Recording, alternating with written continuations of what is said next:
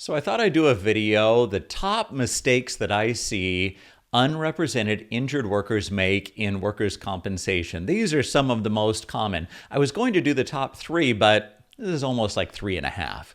So the top one that I see, too many injured workers stick with the original doctor that the employer or the insurance company sent them to. So the way it works in workers' comp, when you first get hurt, the employer is going to send you to a certain doctor. But I see so many injured workers who don't have attorneys who stick with that original doctor. Chances are, what happens, the insurance company or the employer is going to send you to the doctor who is most friendly to the insurance company. And then injured workers stay there. So injured workers end up frustrated. The doctor's not being proactive. The doctor's not doing enough to help me. The doctor's not sending me to other specialists. Well, of course not, because that doctor is the one that's most friendly to the insurance company. Many injured workers don't realize that you have a right to change to another primary treating physician. We have another video on that topic, so you have to generally go through the medical provider network, find another doctor who will agree to accept you as a transfer of care patient, but then you can change doctors. So that's the first one. Too many injured workers stick with that first doctor. They don't like them, but they're afraid it's going to take time to change, it's going to take work to change. It will, both of those are true, but it's also generally worth it. Number two, it's almost similar to the first one. So many injured workers who don't have attorneys stick with that original treating doctor and then settle their case based on that doctor.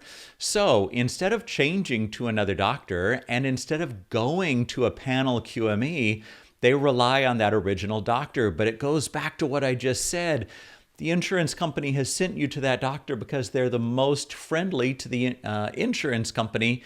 And now injured workers move forward and settle their case based on the doctor who's most friendly to the insurance company. It's a huge mistake that I see. As an attorney, when I was serving as a judge and injured workers would come before me, or I would see the settlements for review and have to determine adequacy and wonder why an injured worker would settle based on that report.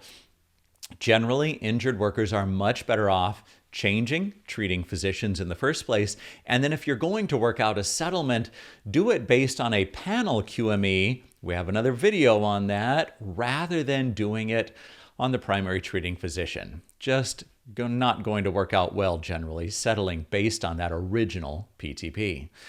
Next, the third mistake that I see injured workers make is that when the treating doctor issues a request for authorization, the insurance company, through utilization review, denies it. The injured worker throws up their hands and says, "Oh, well, the treatment has been denied. I sure hate this system. Workers' comp just sucks." But they don't do anything to fight it. So you can appeal through independent medical review, IMR, and get a second look at it. There are other things that you can do as well. We have another video on that. Provide a link down below. But you can get a second opinion, get a different doctor to issue a new request for authorization. You can have your doctor issue a new RFA if there's a change in your circumstances. So there's different things that you can do. Instead of just throwing up your hands at a treatment denial, you can go on to fight that denial. You can do it through IMR, you can do it through other doctors, you can have your doctor issue a new RFA. But there are things that can be done. So that's one of the mistakes that I see. Injured workers just throw up their hands, but they shouldn't do that. You should keep on fighting to get the treatment that you need.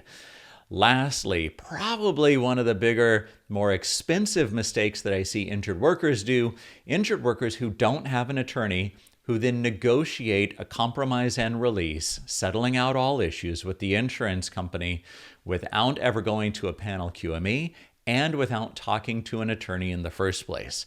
So the settlement just ends up generally much smaller than it would be if you had gone to a panel QME or if you had talked to an attorney.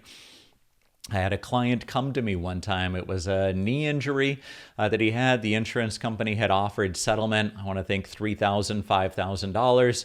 I told him it was too low. I retained him as a client. He retained me as his attorney. We went forward and settled his case, I want to think somewhere around $25,000. So Every case is different. Every fact pattern is different.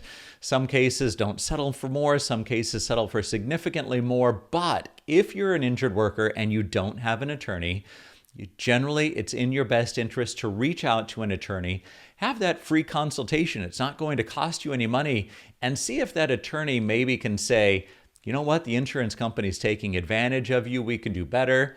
Or I've seen cases where injured workers have come into me with a settlement and I've said, it looks like a fair settlement. You can go ahead and move forward with it without an attorney. But many times, I'd say more often than not, if an injured worker is settling out all issues in a compromise and release, they're doing it on the original PTP, they haven't spoken to an attorney, chances are they're leaving money on the table. So if that's you in any of these situations, if you're ongoing treatment in your case, but you're still with that original doctor, look into changing primary treating physicians. You may find one that's more proactive and more friendly to injured workers. If you have treatment denials and they've been denied recently, the utilization review denied your treatment, fight that denial. You have independent medical review, you can talk to your doctor, you can request a second opinion. And lastly, if you're settling your case, you're generally better off to go to a panel QME rather than to do it on a PTP. And if you're settling out all issues, a CNR instead of STIPs, you're generally better off if you talk to an attorney first, at least get that free consultation and find out if the attorney can help you or not. If you have other questions, drop us a comment down below. And if you like this video, hit that like button.